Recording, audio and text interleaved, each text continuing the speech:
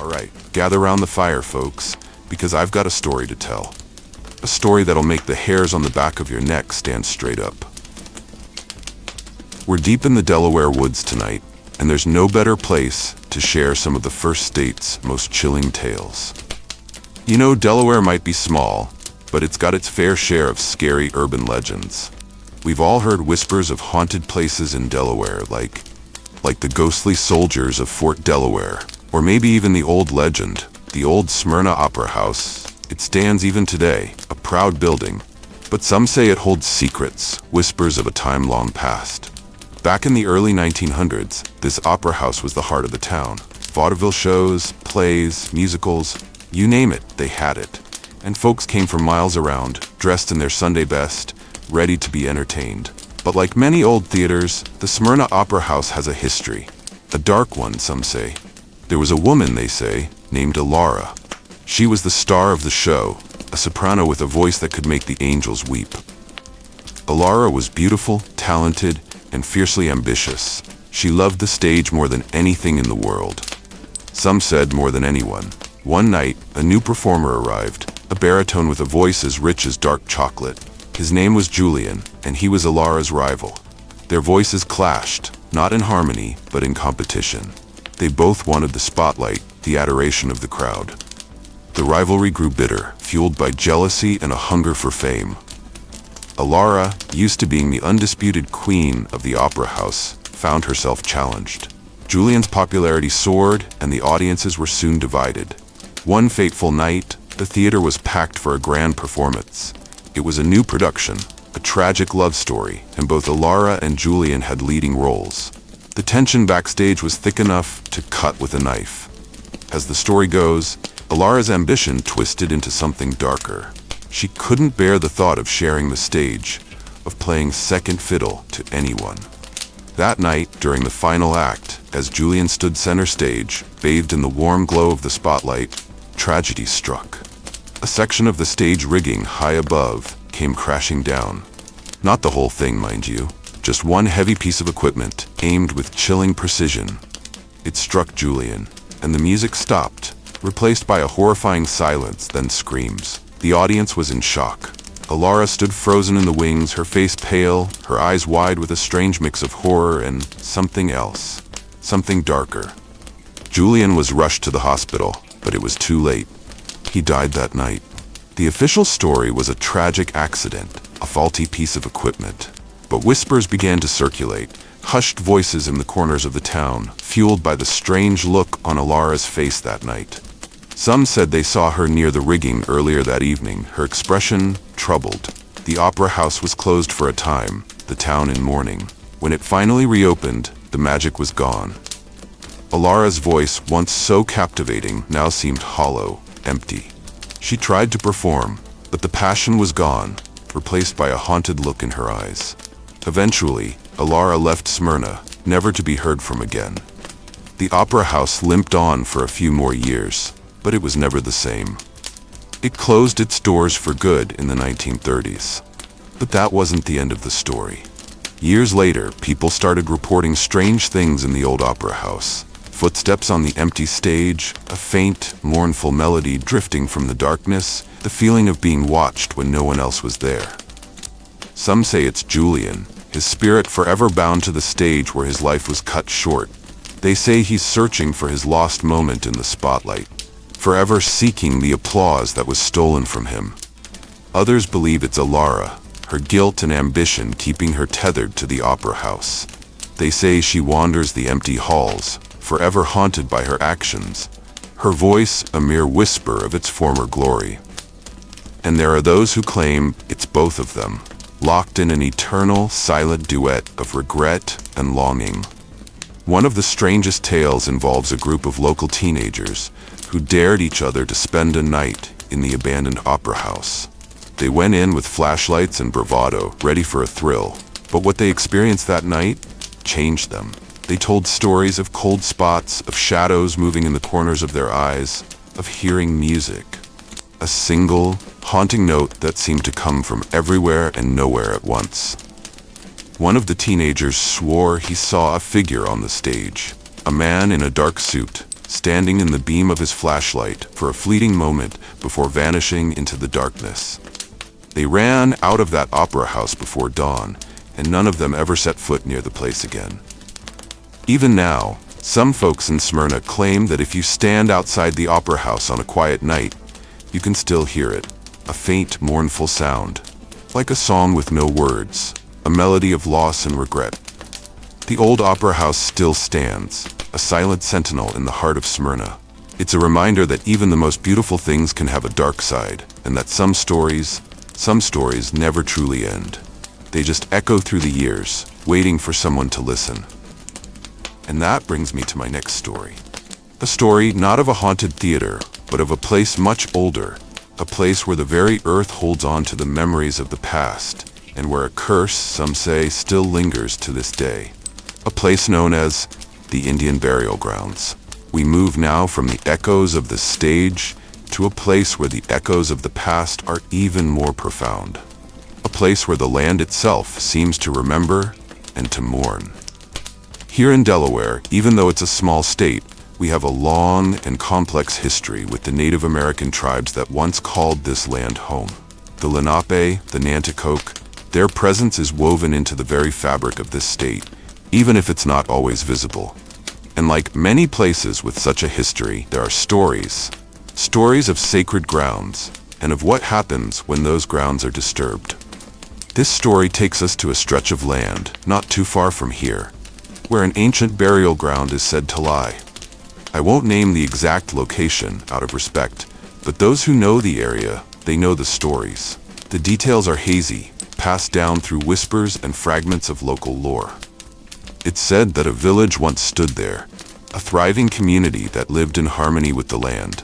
But as European settlers arrived, that harmony was shattered. There are different versions of the tale. Some say it was a gradual encroachment, the slow taking of land and resources that pushed the tribe further and further away. Others speak of a more violent conflict, a sudden and brutal displacement that left deep scars on the land and on the spirits of those who were lost. What all the stories agree on, though, is that the burial ground was desecrated. Whether it was intentional or out of ignorance, the resting places of the dead were disturbed. Artifacts were taken, bones were unearthed, and the land was scarred. The elders of the tribe, before they were driven from their homes, spoke a warning. They said that the land would remember, that the spirits of the ancestors would not rest. A curse, they said, would fall upon anyone who dared to disturb their sleep. For a long time, the stories were dismissed as superstition, the ramblings of a displaced people. But then, strange things began to happen. It started with small things. Construction projects in the area would be plagued by accidents, strange equipment malfunctions, and unexplained delays. People working the land would report feeling uneasy, a sense of being watched, of a presence just beyond their perception. Then, the incidents became more serious. There was the story of the family who built a house on the edge of the burial ground. They were warned, of course, but they dismissed the old tales.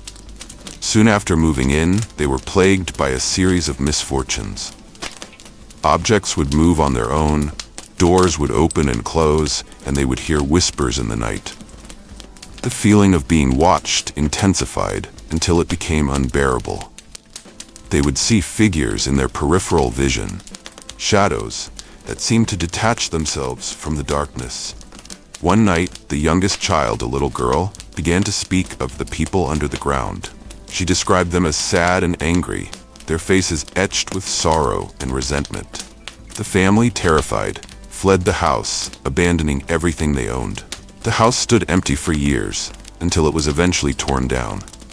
But the curse, it seemed, wasn't confined to just that one house. There were reports of people getting lost in the woods near the burial ground, even those who knew the area well. They would wander for hours, turned around and disoriented, until they stumbled out, shaken and exhausted, with no memory of how they'd gotten lost. Animals would behave strangely in that area, too. Dogs would refuse to go near certain spots, whining and pulling at their leashes, their fur on end. Deer and other wildlife would be found dead, with no apparent cause of death. The stories persist to this day, People avoid the area, and those who have to go there do so with a sense of unease, a feeling that they are being watched by unseen eyes. The land, it is said, still remembers. The spirits of the ancestors still guard their resting place, and the curse remains. It's a reminder, I suppose, that some places are sacred, and that we should tread carefully on the earth, respecting the past and honoring those who came before us. Because sometimes the stories aren't just stories. Sometimes they're warnings. And that warning, it echoes in the next tale I'm about to tell. A tale of a different kind of creature. One that dwells not in the earth, but in the murky depths of the swamp. A creature said to haunt the shadows of Selbyville. The Great Cypress Swamp. Even the name sounds ominous, doesn't it? A vast, sprawling wilderness of dark water, tangled trees, and hidden places. It's a place where the sun struggles to penetrate, where the air is thick with the smell of decay and the buzzing of unseen insects. And it's a place that, for centuries, has been shrouded in mystery and whispered tales. Of all the legends that cling to the Great Cypress Swamp, the most famous, or perhaps infamous, is that of the Selbyville Swamp Monster. The stories go back a long, long time. Even before the first European settlers arrived in this area, the Native American tribes spoke of a creature that dwelled in the deepest parts of the swamp. They called it by different names, each tribe having their own word for it, but the descriptions were similar. A large, hairy being, neither man nor beast, that walked on two legs and possessed incredible strength. The early settlers, of course, heard these tales with a mixture of fear and skepticism. But as more and more people began to venture into the swamp, strange things began to be reported. There were the hunters who spoke of seeing large, shadowy figures moving through the trees, too fast and too silent to be a bear or a deer. There were the loggers who told of hearing blood-curdling screams echoing from the heart of the swamp, a sound that sent chills down their spines and made their blood run cold. And then there were the stories of encounters. A lone fisherman, returning home late one night, claimed that his boat was suddenly shoved from behind, nearly capsizing him. He turned to see a massive dark shape disappearing into the fog, leaving behind only ripples in the water and a sense of absolute terror. A group of teenagers, daring each other to venture into the swamp after dark, spoke of being chased by something large and heavy, the ground shaking with each footstep, the creature's hot, putrid breath on their necks as they fled in panic. The descriptions of the creature varied. Some said it was tall and ape-like, covered in matted hair with glowing red eyes. Others described it as more human-like, but twisted and deformed, with unnatural strength and a feral demeanor. Whatever it was, the stories agreed on one thing. The Selbyville Swamp Monster was not something to be trifled with. The legend reached its peak in the 1960s, when a series of supposed sightings and encounters gripped the small town of Selbyville. The local newspaper, eager to capitalize on the sensation, ran sensationalized stories about the monster, further fueling the hysteria. It was during this time that a man named Fred Stevens came forward, claiming to be the swamp monster. With the help of the newspaper editor, Stevens had perpetrated a hoax, dressing up in a makeshift costume and terrorizing unsuspecting motorists along the road that ran by the swamp. The revelation of the hoax did little to quell the legend, however. For one thing, the stories of strange happenings in the swamp predated Stevens's antics by many years. And even after he confessed, people continued to report sightings and encounters, insisting that there was something more to the swamp monster than just a man in a costume. To this day, the legend persists. The Great Cypress Swamp remains a place of mystery, a place where the line between reality and the supernatural blurs. And every now and then, someone will come forward with a new tale, a new sighting, a new encounter with the creature that some believe still lurks in the shadows. Whether the Selbyville Swamp Monster is a creature of flesh and blood, a restless spirit, or simply a figment of our collective imagination, one thing is certain: it has become a part of the fabric of this place. A chilling reminder that there are still things that go bump in the night, things that defy explanation, things that make us question what we think we know about the world around us. And as the darkness deepens here in these Delaware woods, and the wind whispers through the trees, it's easy to believe that the legend of the swamp monster is more than just a story. It's a warning. A warning to stay away from the shadows, to respect the unknown, and to never forget that some places are best left undisturbed. That brings me to the fourth story I want to share with you tonight. A story about another mysterious creature. This one, not of the swamp, but of the river. A creature said to stalk the banks of the Mispillion. A creature known only as the Milford Lizard Man. The Mispillion River. It winds its way through the heart of southern Delaware. A dark, slow-moving body of water, lined with ancient cypress trees and tangled undergrowth. It's a place of quiet beauty, a place where the natural world still holds sway. But it's also a place of shadows, a place where, according to local legend, a creature of nightmare lurks. The stories of the Milford Lizard Man are more recent than some of the other tales we've shared tonight. They began in the late 20th century, with a series of strange sightings reported by people who lived near the river, or who ventured out onto its waters. The descriptions varied, as they often do with these kinds of things, but there were some common threads. The creature was said to be bipedal, meaning it walked upright like a man. It was tall, some said as much as 7 or 8 feet, with a thick, muscular body covered in scales. Its head was reptilian, with a long snout, sharp teeth, and glowing yellow eyes. And it was fast, incredibly fast, able to move with surprising speed through the dense vegetation along the riverbank. The first reports were met with skepticism, of course. People dismissed them as misidentifications or tall tales spun by those seeking attention.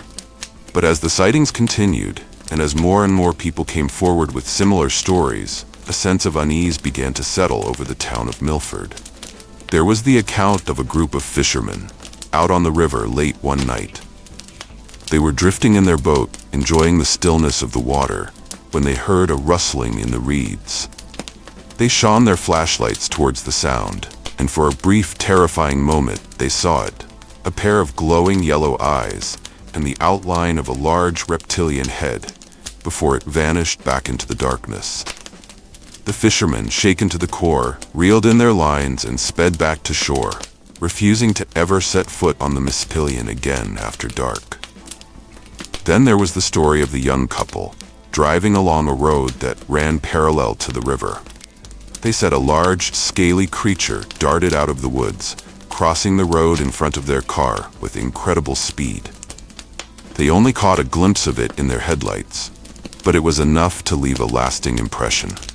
A sense of primal fear that stayed with them long after the encounter. As the stories spread, the Milford Lizard Man became a local legend, a bogeyman whispered about in hushed tones. Children were warned to stay away from the riverbank, and adults avoided venturing out alone after dark. The local newspaper, sensing a good story, ran a series of articles about the sightings, further fueling the legend and sparking a wave of amateur monster hunts. These hunts, of course, turned up nothing. No conclusive evidence of the creature's existence was ever found. But that didn't stop the stories from circulating, from evolving, from becoming more and more ingrained in the local folklore. Some people believe the lizard man is a remnant of a prehistoric era, a creature that somehow survived the extinction of the dinosaurs and continues to thrive in the hidden depths of the Mispillion. Others speculate that it's a genetic mutation, a freak of nature spawned by some unknown environmental factor. And then there are those who believe it's something else, something not of this world, a creature of myth and legend that has found its way into our reality. Whatever the truth may be, the legend of the Milford Lizard Man endures. It's a reminder that even in a place as seemingly ordinary as Delaware, there can be mysteries lurking beneath the surface, secrets hidden in the shadows, creatures that defy explanation. And as we sit here tonight by this campfire with the sounds of the Delaware night surrounding us, it's not hard to imagine that such a creature could exist. The darkness is full of whispers, the trees are full of shadows, and the river flows on, carrying its secrets with it, waiting for someone to believe. That brings me to the final story I have for you tonight. A story that takes us away from the land and the rivers and out onto the water, to the vast expanse of the Delaware Bay. A story about a different kind of mystery, a mystery that has baffled sailors and stargazers for generations. The mystery of the unexplained lights over the Delaware Bay. It's a vast and vital waterway, a place of commerce and natural beauty, where the waters of the Delaware River meet the Atlantic Ocean. It's a place steeped in history, a place that has witnessed centuries of human activity, from the first Native American settlements to the arrival of European explorers to its current role as a major shipping channel. But the Delaware Bay is also a place of mystery, and for generations, sailors, fishermen, and those who live along its shores have spoken of strange lights that appear over the water, lights that defy explanation and spark endless speculation. These lights are not the steady beams of lighthouses guiding ships safely through the night. They're not the flashing strobes of airplanes heading to or from nearby airports. They are something else entirely. The descriptions vary, but there are some common elements. The lights are often described as being bright, sometimes intensely so, with colors ranging from white to yellow to an eerie, otherworldly blue.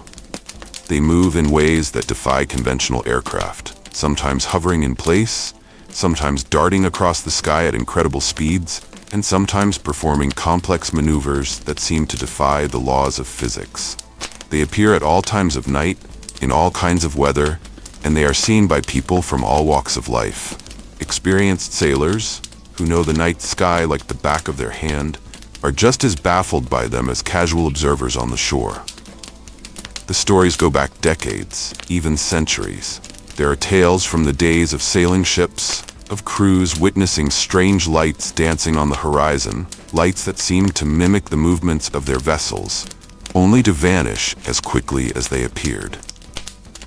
During World War II, there were reports from naval personnel stationed along the bay of unexplained lights flying in formation, seemingly unconcerned by the blackout regulations and the heightened state of alert.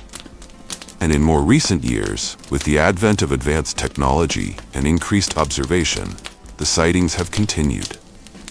There are countless accounts from people who have witnessed these lights from the beaches of Cape Henlopen, from the decks of fishing boats, and from the windows of their homes overlooking the bay. Some say the lights are connected to strange phenomena in the water, reports of unusual currents, unexplained disturbances, and even sightings of objects moving beneath the surface. Theories abound, of course. Some believe the lights are secret military exercises, experimental aircraft being tested under the cover of darkness. But these theories are often dismissed by those who have witnessed the lights' seemingly impossible maneuvers and their ability to appear and disappear in an instant. Others speculate that the lights are some kind of natural phenomenon, a rare atmospheric condition, or an unusual form of electrical discharge. But these explanations also fall short of accounting for the light's intelligent behavior and their persistence over such a long period of time. And then, of course, there are those who believe the lights are something extraterrestrial.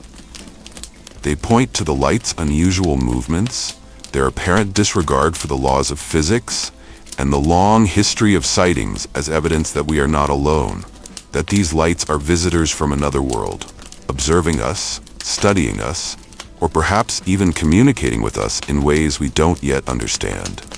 Whatever the explanation may be, the unexplained lights over the Delaware Bay remain a mystery. They are a reminder that even in a world that often seems to be fully explored and understood, there are still things that lie beyond our comprehension, things that continue to baffle and intrigue us.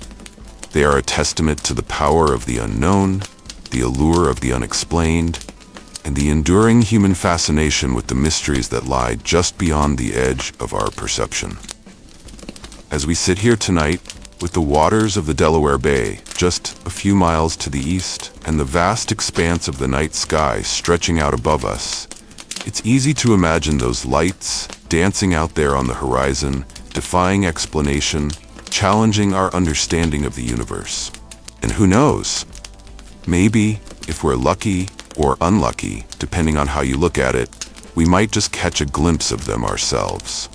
That's all the stories I have for you tonight, folks. I hope you enjoyed them, but more importantly, I hope they gave you something to think about. Something to remember the next time you find yourself out in the darkness, under the open sky, here in the first state.